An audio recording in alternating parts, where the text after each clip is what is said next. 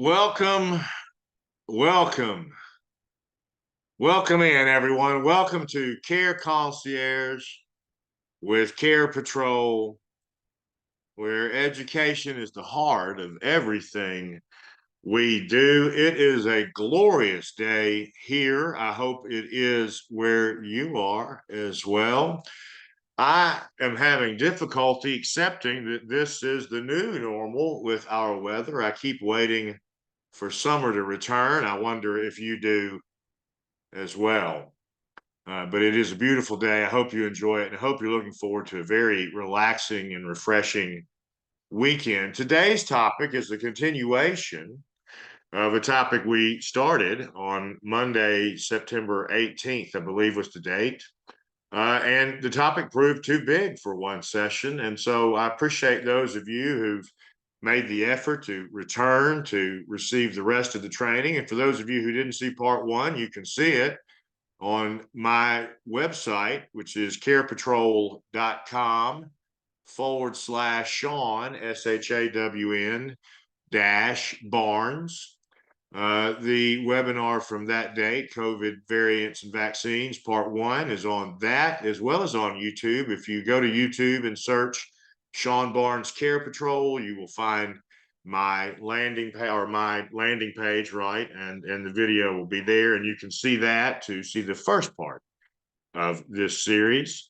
If you're unfamiliar with us, with Care Patrol, we are aging care navigators, meaning that we meet people where they are and help them understand what are the next steps in their healthcare journey, whether that might involve community placement or return to home with services.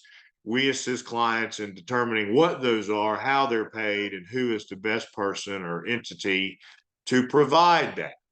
That's what Care Patrol does, and we depend upon you for our business and our referrals, and gratefully so.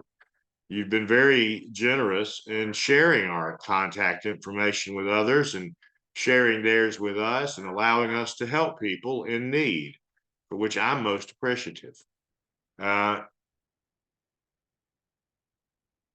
Our topic again is the latest on COVID variants and vaccines. This is part two of this continuation. We are accredited by the Alabama Board of Nursing and also by the Alabama Board of Social Work. And each of these boards suggest that this contact hour we would award to you is 1.0 hours, whether you are a nurse or social worker.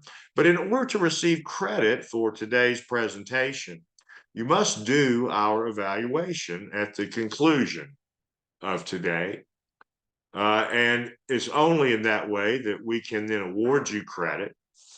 Nurses will actually post the hour for you on the ABN website, and everyone who does the evaluation will receive a certificate and this presentation. Our evaluation link, I know some of you are on the phone. Evaluation link is posted into the chat room, but I'll also read it for those of you that aren't able to see the screen. And I'll post it again in the chat room for anyone to see as well. The evaluation link today, which I will read for you now, is https://www.surveymonkey.com/lowercase r/ these are all uppercase letters now, M as in Mary, K, P as in Paul, H, S as in Shawn, 3, Q. Again, those identifying letters are / lowercase r / all uppercase, M as in Mary, K, P as in Paul, H, S, 3Q. That is our evaluation link. We'll post it again at the end, and at that time, we will give the evaluation link password. We use password protection on these surveys in order that the Alabama Board of Social Work will award this as a live or classroom hour to social workers versus a video or recorded hour. And we do very much encourage discussion, particularly today. This is a big topic. And as some of you may know who've been with us before, over the course of the last 2 years, I am not a medical professional. I don't claim to be. I don't have the experience, training, or expertise that each of you have. And so this topic is heavy on science and a little over my head. So I will encourage you to add to the discussion using the chat room. If you're unfamiliar with the chat room, move your cursor to the top of your screen. The black bar will pop down, and on that is written the word chat. Click on that. You enter the chat room.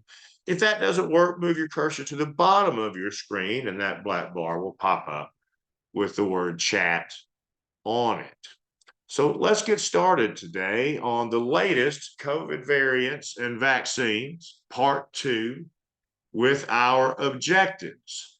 Our objectives are the same as they were on September 18th. We want to learn the history of vaccine production in the US, which we will do. We want to learn the most important COVID vaccines to date, which we will do. And we want to detail for you some of the new COVID variants as well as vaccines, and let you know, what is the necessity of you receiving these. Good afternoon, Miss Wilson. Good afternoon, Miss Youngblood. Thank you. Thank you for adding your voice to mine and joining the chat room. And I encourage, as I said earlier, others of you to do so as well.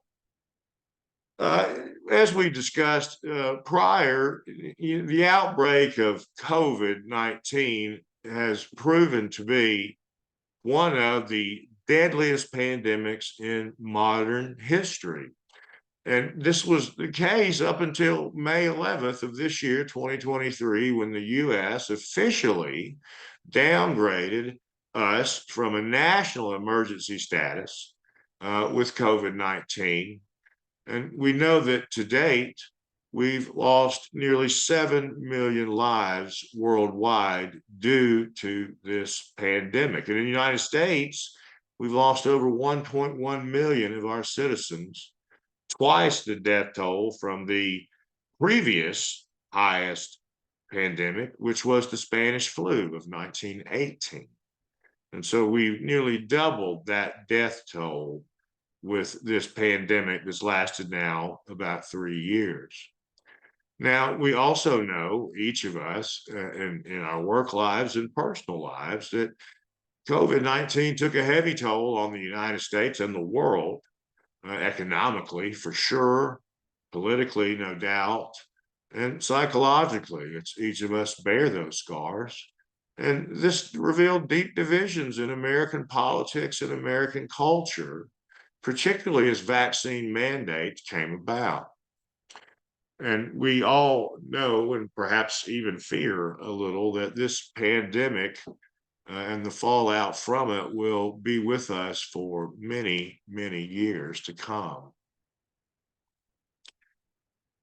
Since the beginning of the pandemic, there have been a number, and I mean a high number, of variants, and the prominent variants would include the Alpha, Beta, Delta, and Omicron variants. The Alpha was the first to emerge in 2020. So how many COVID variants are there? I'm going to encourage all again to use the chat room and let me know if you know how many COVID variants are there.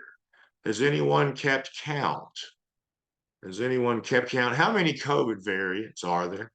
Please share in the chat room. And anyone that feels that they want to communicate, just let me know. I'll unmute you and you can share your voice to mine. And I can assure you that all of us appreciate your perspective and experience and expertise and observations.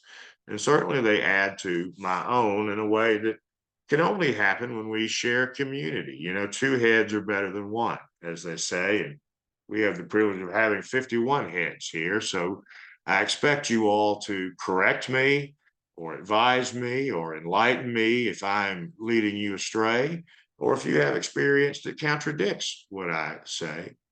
Um, so the genetic code that is caused by genetic mutations or viral recombinations occur during the replication of the genome of COVID-19. SARS-CoV-2, which later became known as COVID-19, has consistently mutated over the course of the last 3 years.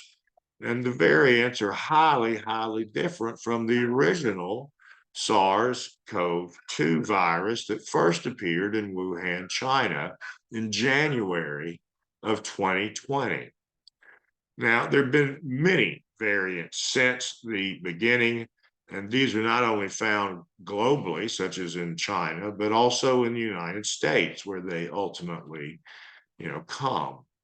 In order to keep track of all these variants, there's multiple different types of classification systems that scientists employ. And these sort of data tables communicate the similarities between the variants and the differences between the variants of the SARS-CoV-2 or COVID-19 virus. The U.S. Department of Health and Human Services established an interagency group to enhance coordination among the Centers for Disease Control, the National Institutes of Health, the Food and Drug Administration, the Biomedical Advanced Research and Development Authority, and the Department of Defense. And this interagency group characterizes the emerging variants and monitors their potential impact on the vaccines that we employ, the therapeutics around COVID that we employ, and the diagnostic tools that we employ as concerns COVID-19. We know that new variants will continue to occur as they have with great ability over the last 3 years.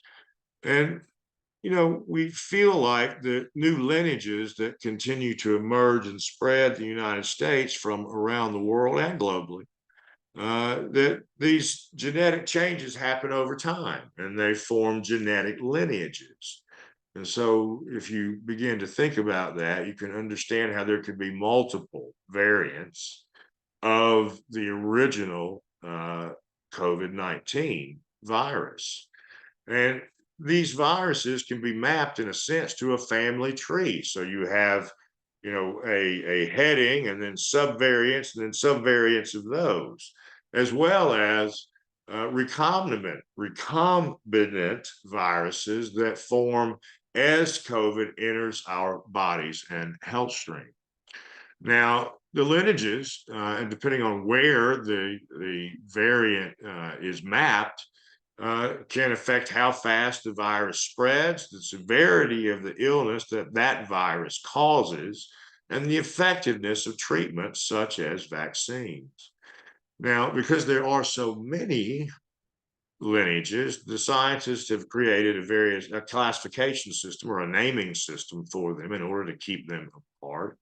And all of the lineages that are currently circulating are classified as part of the Omicron variant, which I misspoke earlier. Omicron was the first variant that we saw, and everything else emerges from it. And we have the tools, gratefully speaking, to fight these variants, which is one of the great scientific, I think, stories of all time, is the speed with which these vaccines were discovered, produced, and used to fight transmission and illness from COVID-19. I have here a list of variants, the 3 pages. In fact, you're about to see of the variants. And on that, we have the name under which the WHO, the World Health Organization, labeled them, and their Pango lineage. Pango lineage simply means the variants that form from the main heading variant. And so you can see here that there are a number of Omicron variants just on the first page. If you look at the status here, a VOI is a variant of interest in the nomenclature of the World Health Organization. It is being monitored to see whether it becomes a variant being monitored, as in VBM, or if it is a lesser variant that is deemed to be not as dangerous to health. Oh, Ms. Carpenter, thank you so much. Alpha, beta, delta, omicron, and then subvariants are many. You are exactly right. Thank you, Ms. Carpenter, for sharing with us your knowledge. You can see here that as we move from Omicron, we move into the Alpha and other variants, and they might be variants being monitored or variants of concern. So on the first date, on the far column of the chapter, we would see that the Alpha B117 and Q lineages are variants being monitored. They first became variants of concern in December 29th, 2020. So these are fairly older lineages, and they were being monitored then by September 21 of 2021. This is how you read the chart. I hope it has value for you. We won't go through the whole thing because it's fairly lengthy. But you can see that the main headings are all Latin, or rather Greek letters: iota, eta, kappa, etc., beta, gamma, so forth. This allows scientists to sort of put them again into a class, and then from that feed a lineage tree down from it. So the Omicron subvariants are especially efficient at spreading the disease. The original strain of Omicron was more transmissible than Delta. In fact, over 30 of Omicron's mutations are on the virus's spike protein. Now, if you look at the image on the screen, for those of you who can see it, you see the blue sort of ball and then the red spikes from it. Those are where the spike proteins are and where the variations and mutations occur. These spikes attach to the human cells, and these spikes are believed to increase the probability of infection. Delta was first identified rather in India in late 2020, and it soon spread, as has each of these variants, throughout the world. And Delta, in fact, was the prominent or predominant version until Omicron took its place in mid-December of 2021, so a little over 2 years ago. Delta is 80 to 90% more transmissible than the Alpha variants, and it's much more likely to result in hospitalization in those who are unvaccinated. In fact, Delta is the variant that prompted the CDC to recommend its so-called layered prevention strategies, which essentially are masking up, socially distancing, washing your hands often, and maintaining distance from others when in public. The beta, or B1, and then the subvariant of 351 was identified in South Africa at the end of 2020, and we found, or scientists found rather, that beta variant of Omicron was 50% more contagious than the original Omicron strain, and it is more likely than other variants to lead to hospitalization and death. And our major vaccine producers, being AstraZeneca, Pfizer, BioNTech, Moderna, and Johnson & Johnson, report that their vaccines are less protective against the beta virus. Letting people in.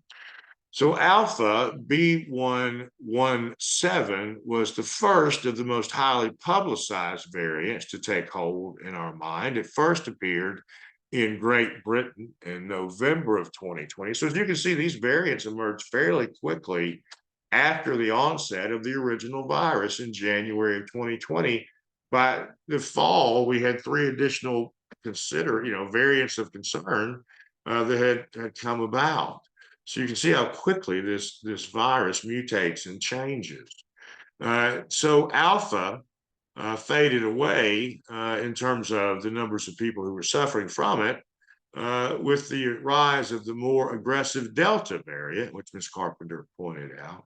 In fact, it's believed to be 30 to 50% more contagious, Alpha is, than the original Omicron SARS-CoV strain. And it's more likely to land infected people in the hospital and deadly than the original virus was. In the US, before Delta became predominant, Alpha comprised about 66% of all of our cases. A little bit of the history as we move back into talking about these variants. In June 30 of 2022, we saw, as you may recall, that COVID-19 case numbers were on the rise. And this was mostly due to the highly transmissible Omicron subvariants BA4 and BA5. The infections have been rising again since July of this year, 2023, and hospitalizations are up nearly 16% and deaths up nearly 17%. On July 6th of 2022, these Omicron subvariants, BA4 and BA5, became dominant in the US. In fact, they comprised more than 70% of new infection. And in September of 2023, this month, we're at the end of this month, the newest COVID variant, BA286, which has been nicknamed Parola, was showing a 9-fold increase in the antibodies by the maker of the vaccine of Moderna. And so we see that even though this is on the rise, we can combat it with our current vaccines. So additionally, this year, we're seeing the rise of EG5, sometimes called Eris. And this is over 21% of infections in the US. The variant FL151 is over 14% now. And there are two XB116 variants that total 18% of our current cases. So that's about 50%. So a wide variety then of variants make up the balance. Those are the leading three. In September this month, Parola, which is officially called BA286, showed few cases in the US, but the WHO, World Health Organization, has already placed it on a variant of concern list. There are more than 1,500 known variants of Omicron. In fact, BA286 has 34 to 36 different mutations in the spike protein that we discussed, compared with XBB15. So we can see that we have a continuation of new variants almost monthly, certainly every few months. And we're going to continue to combat these again for some time, I'm afraid.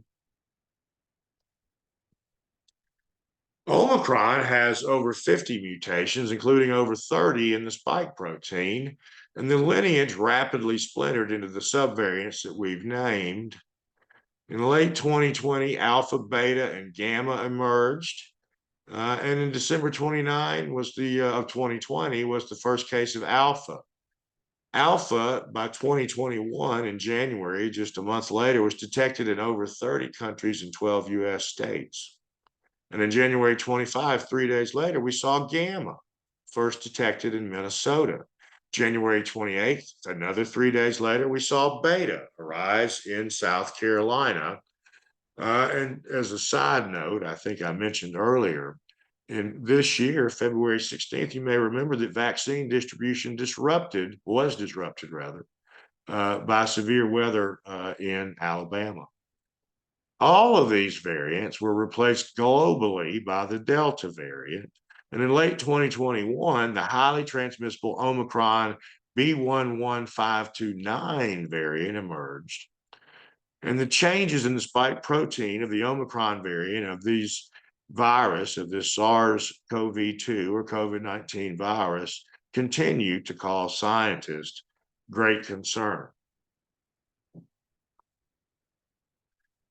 December 1 of 2021, we saw Omicron arise in San Francisco. By December 20, we saw data from the CDC showing that Omicron was around 1.6 times more transmissible than Delta, which we were already saying was overtaking Alpha. January 1 in 2022, New York State recorded the highest number of cases in a single day, 114,082 in a single day. March 12th, 2 months later, 23% of the infection caused by Omicron BA2 subvariant took over or were more transmissible than the BA1 variant that we discovered, which was in San Francisco, as I said earlier. So by March 26th, then, not 3 months later, the CDC estimated that 55% of the current COVID-19 cases were Omicron BA2. April 13th, it climbed to 85% of all new infections were related to BA2, not what, 15, 16, 18 days later. May 19th, after we saw the rise in BA2, we saw that the Pfizer BioNTech vaccine boosters started to be recommended for everyone, ages 5 to 11, 12 plus and over, if immunocompromised, and for anyone over 50, the booster was recommended. November 29th of that year, 2022, not too long ago, the CDC recommended that everyone 18 and over who received the J&J COVID-19 vaccine receive a booster 2 months or so after. And that varies depending on, obviously, the individual and other things. So the variant of concern that was B117 is what we named Alpha.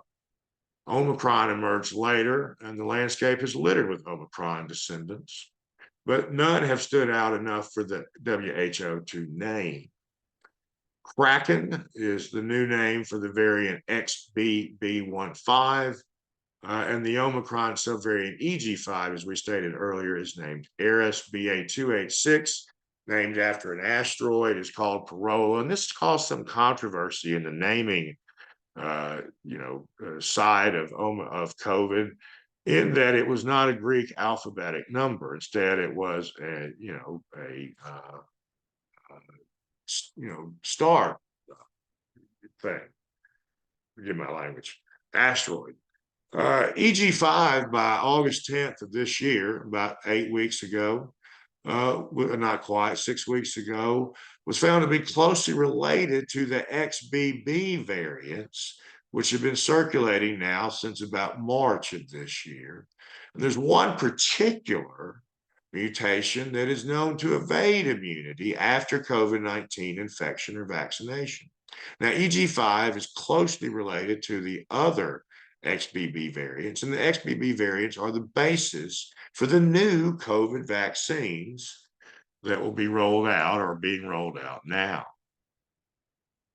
September 6th of this year, some new studies suggested that this new variant, Corolla BA286, is not as infectious as the earlier, not likely to undermine vaccines, does not penetrate cells very well, and does not evade the immune system as it had been feared when it first appeared and was named a variant under observation.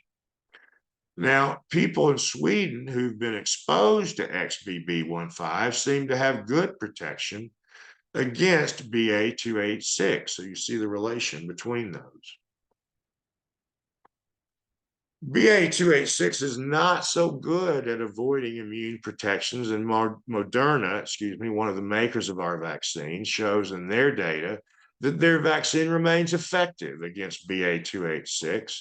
And we now feel that this variant won't be a major threat. So on the short horizon, we're okay.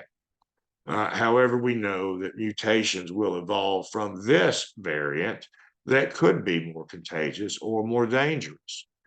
The WHO classified EG5 Aries as a variant of interest and BA286 Corolla as a variant under monitoring. The second most dominant variant is FL151, as we stated earlier. I believe it comprises about 18% of our current cases. This has been named Fornax. Beginning of last month, August 2023, Fornax was the fifth most prevalent, accounting for 7.1%. Now it's 13.3% of cases. They both descended, these from the Omicron variant, as we stated earlier. And there is one mutation on these called the F456L mutation that seems to be more capable of outmaneuvering our immune systems. As I stated, variants continue to emerge, and with each variant, we have really a differently acting disease. So the new vaccines that are coming out will be specifically designed to protect against these XBB subvariants, specifically EG5 and FL151. And what we want to sort of make clear here at this point is that it is important to pay attention as these new variants arise, and you can do that simply by Googling the World Health Organization and COVID variants to date. But we can't allow ourselves to be worried about the advent of each new variant. Again, these are going to happen. And really, if you begin to think about it a little bit like the flu, we know that each year we have a new flu vaccine that is, calculated to combat the particular virus that's expected to be present in that fall and winter. The same is coming to be seen to be true with vaccines and variants, such that we will likely always be taking booster shots like flu shots, and they will always be designed to protect against the most emergent variants.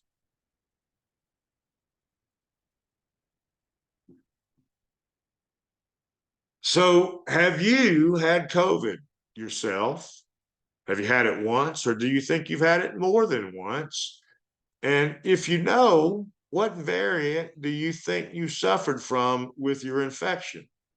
So please share, as I said in the chat room. I'm particularly interested in your answers to this question. Have you had COVID? And have you had COVID more than once? And if you've had COVID or had it more than once, do you have a sense of what variant you may have suffered? If you know this, please answer in the chat room. Again, if you're new to Zoom, the chat room can be accessed by moving your cursor up or down the screen to a black box on which appears the word chat. Please join the discussion. I haven't had it, says Keldon Jones. Hallelujah, I believe is what that little hand sign means. And I'd say the same. I have not officially been diagnosed with COVID, but I did in early March. I was the sickest I've ever been in my life. It was determined to be pneumonia, but it was resistant to antibiotics. I went through 2 courses. I've never felt that bad in my life. I've had it twice. No idea what variants is, Holly Wallace. Miss Siggers says I've not had it either. Miss McGee says I've never tested positive for COVID, but I have been sick several times. And I think for most of us, that's probably the clue. While we may not have tested or even tested positively, I think we still may have suffered COVID in the past few years, just like we may have suffered the flu and really not knowing which flu or which variant. Miss Patton's had it twice, unfortunately.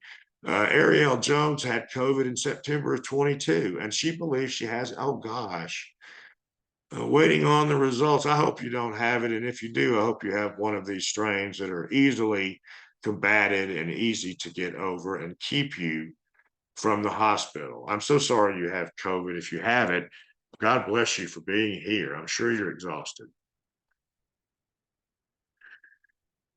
Continuing on the history, November of 2020, Moderna's vaccine was found to be 95.4% effective in its clinical trial. So this is the history of vaccines. We've moved from variants. November 18th of that year, Pfizer BioNTech's vaccine was found to be 95% protective. And in December 11th, the U.S. Recommended that all people ages 16 or older get one of these vaccines. And in fact, December 19th, 8 days later, after the recommendation, in fact, Moderna was authorized for everyone of 18 or over for prevention. December 27th of that year, 2020, the CDC decided that the isolation period for COVID or for a COVID sufferer could be shortened to 5 days, followed by 5 days of wearing a mask so as not to be transmissible. You remember this. We all remember this. We remember each of these touchstones, these milestones, and recommendations, and the changes of them, and just the real sense of being out of control that I think that we all felt. Um, December 31 of 2020 was the 1-year anniversary of the first reported case in Wuhan, China. So I misspoke earlier. I said it was January. It was actually December 31. And in that year, in 2020, we saw that 2.8 million Americans sought and received a COVID-19 vaccine. But this fell far, far short of the stated goal of 20 million. Ms. Fuqua says she's had COVID once in October of 2020.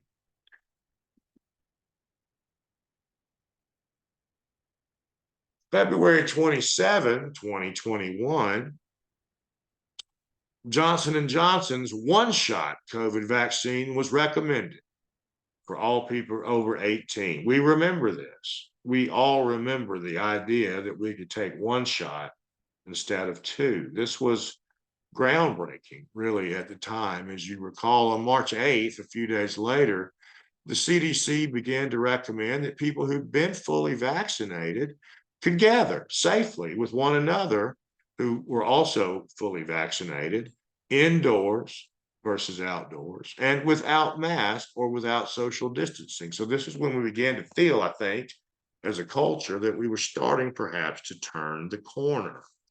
March 13th, so 3 months later, not even, over 100 million COVID vaccine doses have been administered in the US. So we went from 2 million to 100 million in a matter of about 12 weeks, not even.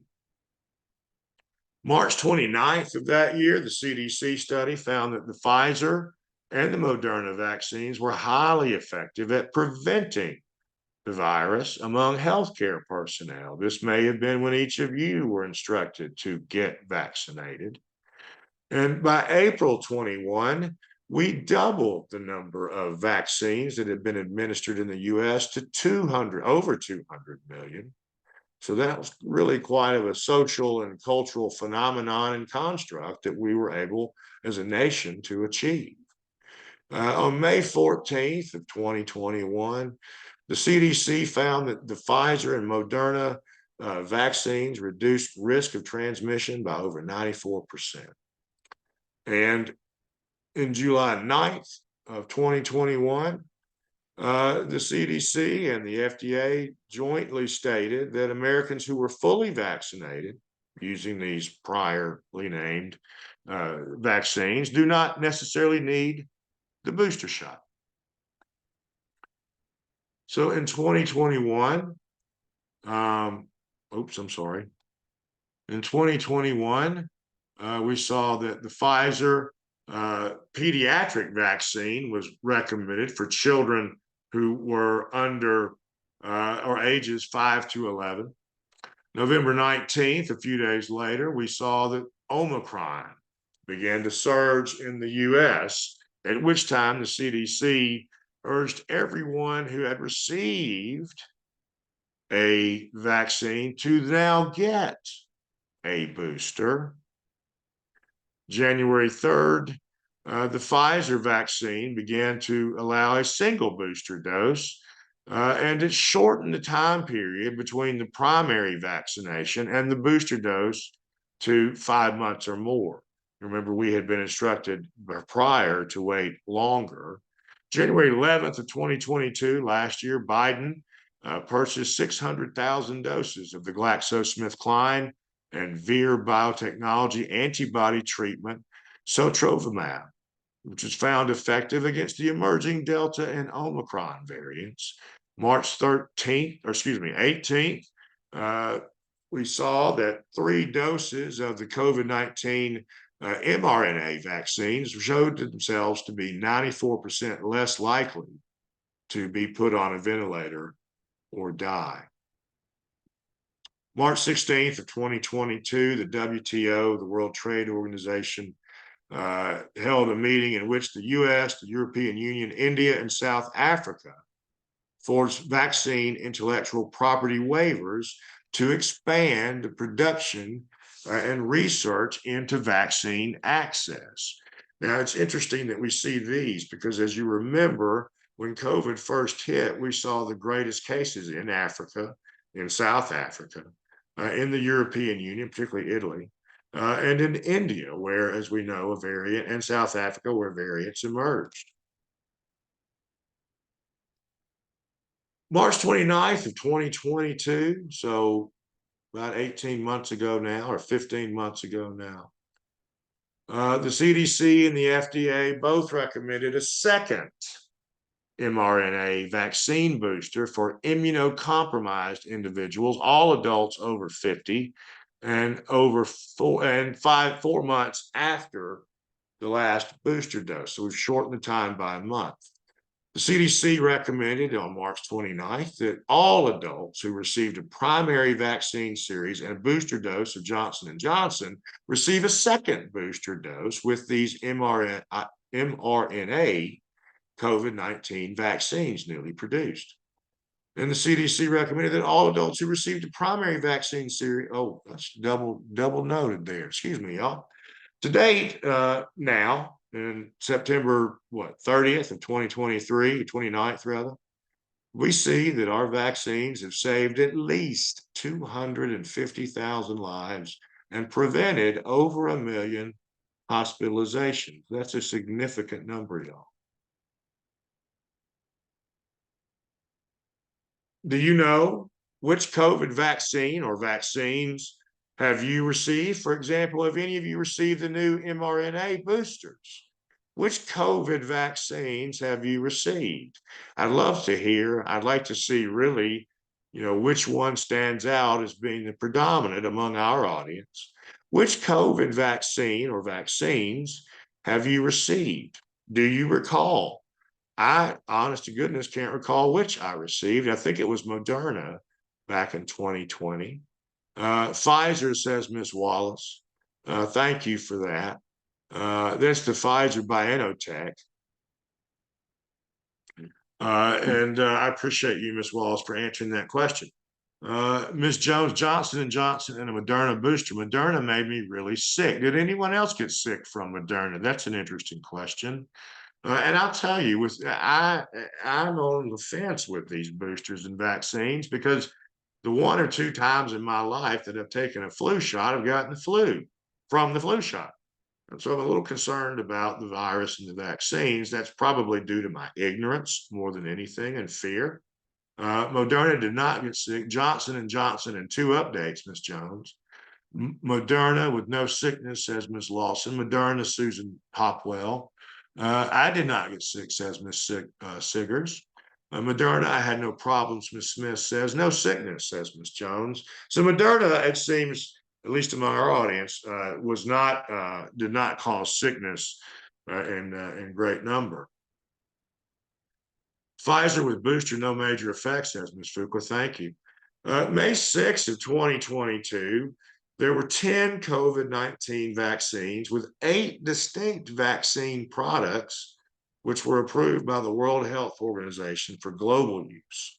And these involve 4 distinct platforms. There are the inactivated virus vaccines. These are Sinopharm, Covilo, Sinovac, and Bharat Biotech. There are messenger RNA or mRNA vaccines. These are Moderna Spikevax and Pfizer's Comirnaty, I believe. There is the adenovirus vector-based vaccines. These include AstraZeneca and Johnson & Johnson Janssen's vaccine. Moderna, says Ms. Morgan, got sick with the first dose.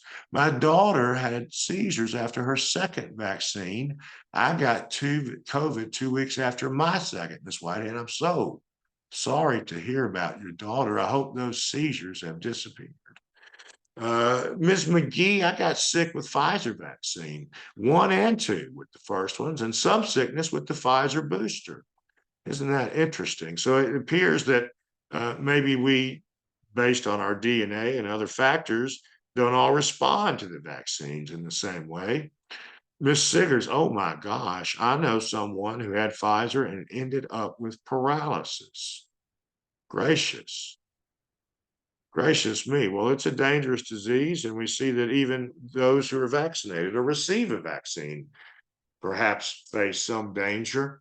And lastly, among the four distinct vaccine platforms, there are the adjuvanted protein vaccines. These are Novavax and Covavax.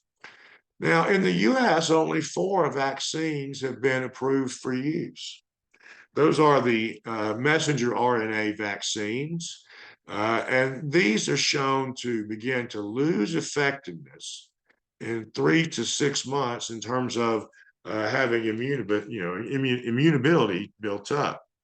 We also approve in the US the adenovirus vector-based vaccine, which is one shot, and we show that it lasts for a good 8 months. And then lastly, there's the adjuvanted protein vaccine NVX-CoV2373. Ms. Jones, I want to try Pfizer for my next booster. My mom had the Pfizer booster and didn't get sick with that one of the Johnson & Johnson. Well, this is great information for each of you who maybe are contemplating getting a booster, just to know other people's experience. And I so much appreciate each of you for sharing. So we see that with these vaccines, we can see a boost in our immunity to the COVID virus and variants within about 2 weeks. And for most of them, we see that they last a few months, anywhere from 3 to 8. We also see that should we get COVID, as some of you stated that you did, we're likely to have a milder case due to having been vaccinated. In fact, there's a Dr. Robert Wachter with the Department of Medicine at the University of California in San Francisco, who says that having the booster vaccine will markedly increase your protection against getting very sick for about a year or more. Now, the high risk of severe disease from COVID certainly would be an issue for anyone over 65, anyone with a weakened immune system, anyone with a chronic lung disease, those who are obese, those who have advanced diabetes, or those suffering kidney disease. Pregnant people should also get these boosters. So there is some discussion, or was some confusion early in the COVID pandemic about this. We now see that we recommend those who are pregnant getting a booster. Most of those who were hospitalized for COVID since January of this year, 2023, did not receive the booster last fall. So we can see that, again, the data shows that if we receive the booster, we markedly decrease the possibility of hospitalization. Now, for those of you who are under 65 and in good health, the CDC and other scientists suggest that it is not as necessary nor as urgent for you to get the COVID booster, because most of us now have some protection due to the prior vaccinations we received, as well as, and I believe most of us have stated, that we've had prior infection. So those infections and vaccines work over time to help build our immunity. Now, evidence shows that booster vaccination does, however, reduce the risk of long COVID. And long COVID is certainly a topic of conversation these days, as we're now in 3 years into the disease. We can see, with greater clarity, what happens with those long term who've had exposure and received the vaccine and or had the virus. So the boosters that are out this year for 2023 and 2024, again, should be updated just as we do flu vaccines. We know that updating it can bolster any waning immunity we may have from a previous booster. And the new boosters are more closely matched to the new variants, as we discussed earlier. So, for example, there are updated versions of the Moderna vaccine that many of us took in 2020 or later, and the Pfizer vaccine. And these have been specially formulated to target the new Omicron subvariant XBB.1.5 that we discussed earlier. And new variants are emerging since we developed our initial boosters and vaccines, but the updated shots are very closely matched to the currently circulating strains or variants. This includes BA.286, which is found to be, I think I stated earlier, no better at evading immunity than other circulating variants. So again, the variants that we see today are not quite as transmissible nor quite as deadly as some in the past, which does not mean anything other than in the current state. Federal health officials say that we should get a booster. If it's been 2 months since our last booster, we should go ahead and get one. So we've seen now the waning time, the time between go from 5 months initially in the pandemic to 4 months about a year later to now 2 months. Those at lower risk, that's a difference of opinion whether you need the booster. And it might be better to wait 3 to 6 months, not two, since your last vaccination or infection. Now, one way to maybe put your hands around when do I get a booster might be around the fall and the holiday season. Travel, time with family, time out of state or out of your home. Anytime you have maybe travel plans, you should consider yourself at higher risk and would well consider getting a booster 2 weeks or more prior to your travel.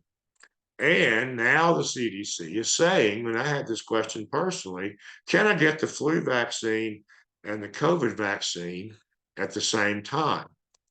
Yes, says the Center for Disease Control. In September of 22 to August of 23, we showed a considerable boost in protection after receiving the new bivalent boosters in the US. Those who were 18 and older who received the doses of the original monovalent mRNA vaccine showed a 22% effectiveness against hospitalization and 32% against critical illness as compared to the new bivalent booster, which has upped those figures to 65% effectiveness against hospitalization and 69% effectiveness against critical illness if these boosters were received about 2 months or less, prior to the disease. Over 70% of those who are eligible in the United States, and there are many in other developed countries, are fully vaccinated, which is compared to under 15% in Africa. And this bears the point that we continue to see that the highest number of infection and hospitalization occurs among people of color, Blacks, Native Americans, Latinos. And again, we know as professionals that this is where our healthcare system fails much of our public, or with these higher risk and harder to reach populations.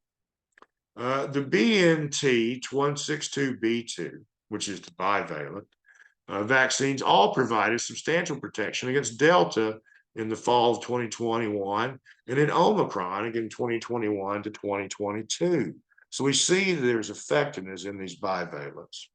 In June of 2023, so not too long ago, the FDA, Food and Drug Administration panel that we discussed, recommended that the booster target for this fall focus on the XBB.1.5 variant. And we really didn't expect in June that XBB.1.5 would still be in full swing as it is this fall. September 11th of 2023, this month, the FDA approved the mRNA vaccines for 12 years. And in September 15th, they updated the Pfizer, BioNTech, and Moderna vaccines to be available for those ages 6 months and older. So we've moved from 5 to 11 as our youngest age to be approved to receive the vaccine to now approving those 6 months and older. The 2023 and upcoming 2024 vaccines will be the first vaccines that have been updated completely to target the new circulating variants. Pfizer's research shows that their updated vaccine is also effective with XBB.1.6 and XBB.2.3 and EG.5.1.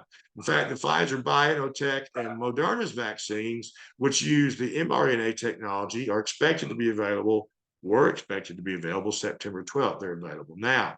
The Novavax vaccine, which is different, uses tiny particles along with an adjuvant to amplify its effects. It's also expected to become available this fall. And again, everyone who's 6 months and older is now eligible to receive these new vaccines. The FDA approved its latest formulas against prior variants. So the updated Moderna boosted neutralizing antibodies, the updated vaccines we see will be more effective at reducing severe disease and hospitalization. Moderna, Pfizer, BioNTech, both have run trials in which they've seen that their vaccines, their bivalents, are more effective and increase the neutralizing antibody power against the XBB variants, but not as significant as the new vaccine that only targets XBB.1.5. And so these vaccines, the Moderna and the Pfizer, have a benefit risk profile understood because they've been in use for so long and they've been administered to hundreds of millions of us. Come on now, screen. So we see that the COVID-19 pandemic is and has been transitioning from its hyperacute phase to more of an endemic phase.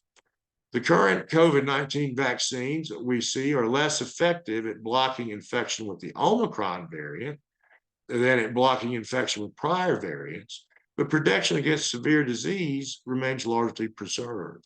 So while we may get the disease, we will have less likelihood of severe and critical illness from the disease. The primary goal of all of these COVID-19 vaccines is to provide long-term protection against severe disease, hospitalization, and death. So redirect your thinking. You may get COVID having received a booster, but you are not as likely to have a critical bout. It's important as we move forward for us to study COVID-19 vaccines and boosters to evaluate not only their short-term power, as we've discussed, but their durability, their memory responses, and their cross-reactive T-cell responses. So more research is clearly needed and will be done. That's it for the latest on COVID variants and vaccines. Again, thank you all who sat through part one and were engaged and wanted to hear part two. I hope it was worth the hour of your time.